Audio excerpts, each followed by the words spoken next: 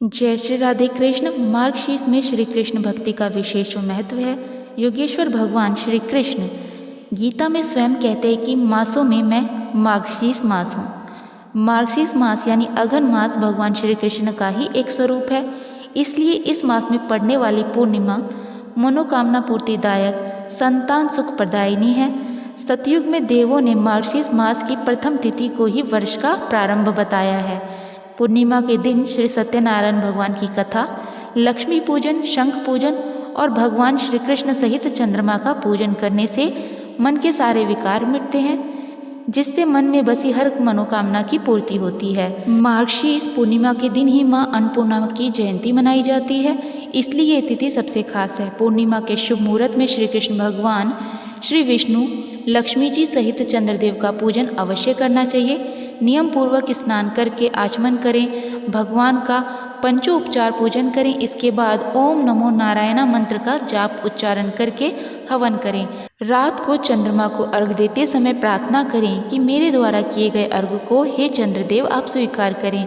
आप श्वेत किरणों से सुशोभित हैं, आपको मैं नमस्कार करता हूँ। आप श्री लक्ष्मी जी के भाई हैं, आपको नमस्कार है।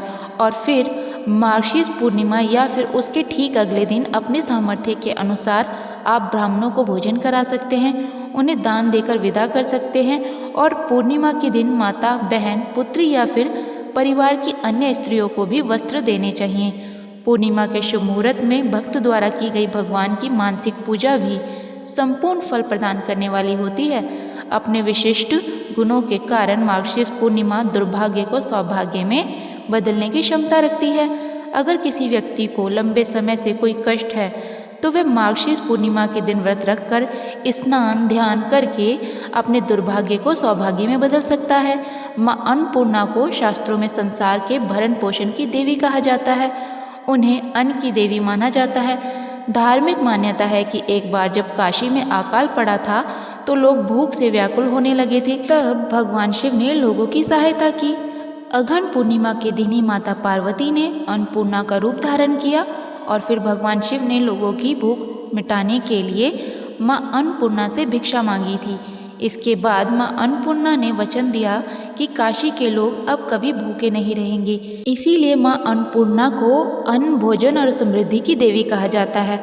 अन्नपूर्णा जयंती के दिन रसोई घर में मां अन्नपूर्णा की तस्वीर रखकर पूजा की जाती है।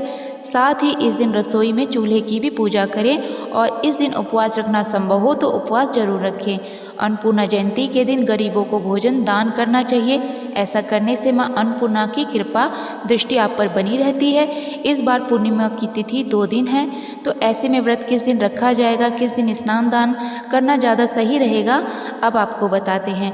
पूर्णिमा तिथि प्रारंभ होगी 14 दिसंबर शनिवार को शाम 4:59 से और 15 दिसंबर रविवार को दोपहर 2:31 पर पूर्णिमा तिथि की समाप्ति होगी।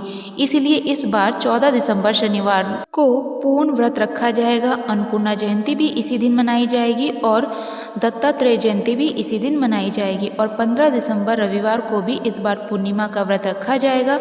पूर्णिमा का जो स्नान दान है वह उदय तिथि के अनुसार किया जाता है, तो आप 15 दिसंबर को ही स्नान दान भी कर सकते हैं, क्योंकि पूर्णिमा के व्रत में तुलसी जी की और पीपल के पेड़ की पूजा की जाती है। तो रविवार के दिन तुलसी जी में जल अर्पित नहीं किया जाएगा, न ही पीपल के पेड़ का पूजन किया जाएगा। ऐसे में आप शाम की पूजा शनिवार के दिन कर सकते हैं। हालांकि व्रत आप दोनों ही तिथियों में रख सकते हैं। जिस तिथि में भी आप व्रत रख रहे हैं उस दिन आपको पूर्णिमा के नियमों का पालन करना चाहिए। 14 दिसंबर शनिवार को सूर्य उदय होगा सुबह 7:04 पर। सूर्यास्त शाम 5:39 पर होगा। ब्रह्म मुहूर्त सुबह 5:28 से 6:16 तक रहेगा। अभिजीत मुहूर्त दोपहर 12 बजे से 12:42 तक रहेगा।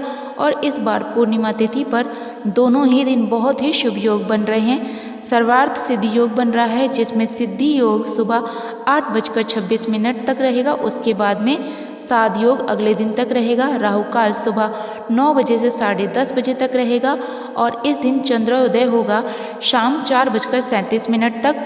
तो शाम को चंद्रोदय होने पर आप इसके बाद कभी भी चंद्र देवता का पूजा करके व्रत का पारण कर सकते हैं। अब बात करते हैं 15 दिसंबर रविवार के शुभ मुहूर्तों के बारे में। तो इस दिन सूर्य उदय होगा सुबह 7:04 पर और शाम सूर्यास्त होगा 5:39 पर। ब्रह्म मुहूर्त सुबह 5:28 से 6:16 तक रहेगा। साध्य योग सुबह 5:07 के बाद तक रहेगा और बाद में शुभ योग प्रारंभ हो जाएगा। तो आपकी जो भी मनोकामना है उसके लिए आप कोई खास उपाय यदि करना चाहें तो इन शुभ दोनों योगों में कर सकते हैं। अभिजीत मुहूर्त दोपहर 12 बजे से 12:43 तक रहेगा, जिसमें आप श्री सत्यनारायण भगवान की पूजा करके कथा का श्रवण कर सकते हैं। अमृत काल सुबह 6:06 से 7:36 तक रहेगा। राहु काल रहेगा शाम 4:30 बजे से 6 बजे तक। राहु काल को अशुभ माना जाता है, तो कोई भी शुभ काम आप इस समय में ना करें। अब जानते हैं रविवार के दिन चंद्रोदय के समय के बारे में। तो इस दिन चंद्रोदय होगा शाम को 5:36 पर। हालांकि पूर्णिमा तिथि दोपहर तक ही समाप्त हो गई होगी, क्योंकि यही कारण है कि जब भी लोग पूर्णिमा का उपवास रखते हैं तो शाम को जिस समय चंद्र उदय हो रहा हो उस समय पूर्णिमा तिथि यदि विद्यमान हो तो उस तिथि में पूजा करना या व्रत रखना ज़्यादा सही मानते हैं।